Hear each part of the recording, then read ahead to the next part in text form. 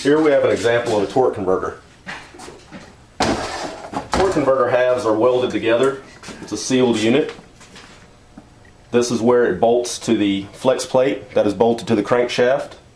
This is the pilot that centers the torque converter in the back of the crankshaft.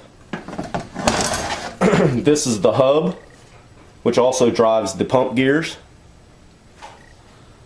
This is where the front seal rides. If we take it apart, this half of the converter with the pump drive hub is called the pump, or also called the impeller. This spins at engine RPM because it is welded to the back of the converter that is bolted to the flex plate.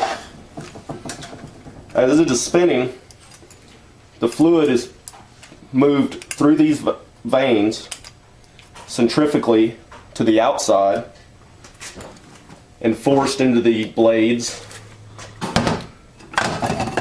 of the turbine. Well, this is a type of fluid coupler. As this spins, moves the fluid into the turbine, it causes the turbine to spin, which is attached to the input shaft of the transmission. The difference in these two speeds, what the pump is turning and what the turbine is turning, is a converter efficiency, or what they would refer to as a stall speed. The angles of the blades will change the stall speed.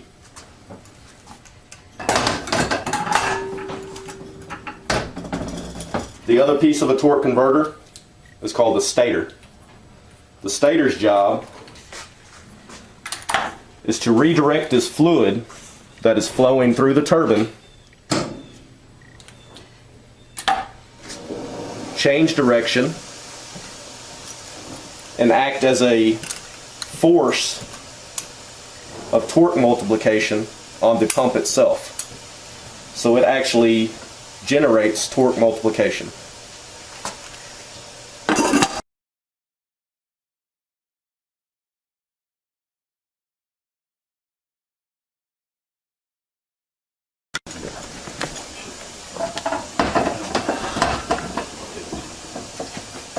The stall speed of the converter, which is basically the slip speed between the driving pump or the impeller and the turbine, is the reason in an automatic equipped car you are able to put it in drive with your foot on the brake without stalling the engine.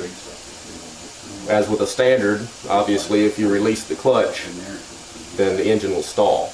This slip or stall speed in between the turbine and the impeller is why you're able to do that.